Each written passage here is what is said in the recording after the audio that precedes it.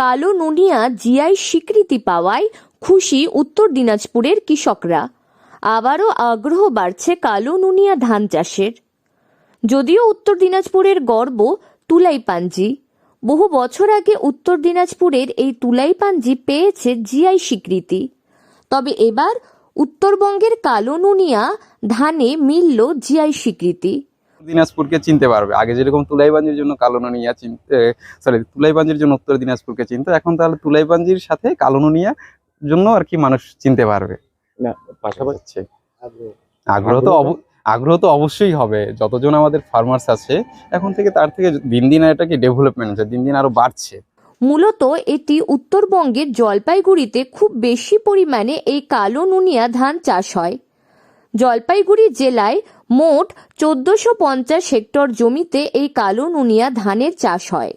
একটা সময় যদিও কোচবিহার, শিলিগুড়ি, আলিপুরদুয়ার এছাড়াও উত্তর দিনাজপুরের বিস্তীর্ণ এলাকায় এই কালো নুনিয়া ধানের ভালো রকম চাষ হতো, কিন্তু গড়ে ওই ধান চাষে বিঘা প্রতি 6-7 মন ফলন হয়, অন্য ধানের ক্ষেত্রে যা 13 থেকে 15 মন।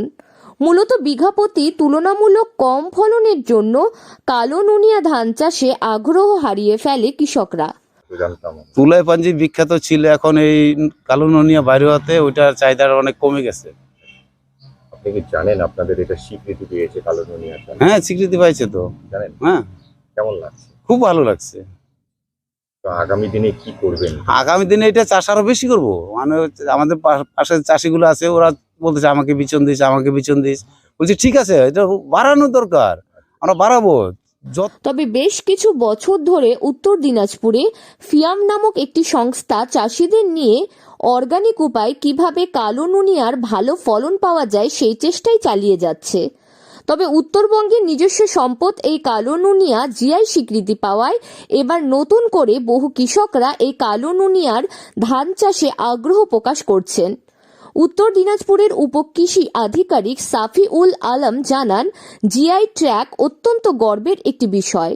যদিও তুলাইপাঞ্জি চাল এই জেলায় জিআই ট্র্যাক পেয়েছিল, তবে ভারত সরকারের দ্বারা এবছর কালো নুনিয়া ধান জিআই স্বীকৃতি পেল।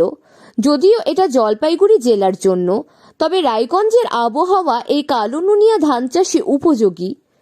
কালিয়াগঞ্জ, ইটাহার, রায়গঞ্জ সহ বেশ কিছু জায়গায় এই কালো নুনিয়া ধান সামান্য কিছু পরিমাণে চাষ হলেও এবার জিআই স্বীকৃতি পাওয়ায় এই ধান চাষে উৎসাহ বাড়বে কৃষকদের। যদিও এটা পেয়েছে জলপাইগুড়ি জেলার জন্য, তবে আমাদের জেলাতে বিচ্ছিন্নভাবে কিছু চাষি এটা চাষ করে থাকেন, যদিও খুব বেশি সেই এরিয়া নয়।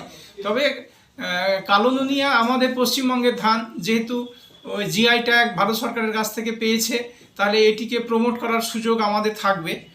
যেহেতু জলপাইগুড়িতে এটা একটা খুব বড় এলাকায় চাষ হয় এবং সুতরাং সেই জেলার পক্ষে এটা অধিক কার্যকরী হবে, কিন্তু আমাদের জেলাতেও এই ধানটা আমরা চাষ করতে পারি এবং ফলন আমরা ভালোই পাই। জানা যায় এই কালো নুনিয়া ধান মিষ্টি ও খুব সুস্বাদু, তাই বিশেষ করে এই কালো নুনিয়া চাল পায়েসের জন্য ব্যবহার করা হয়ে থাকে।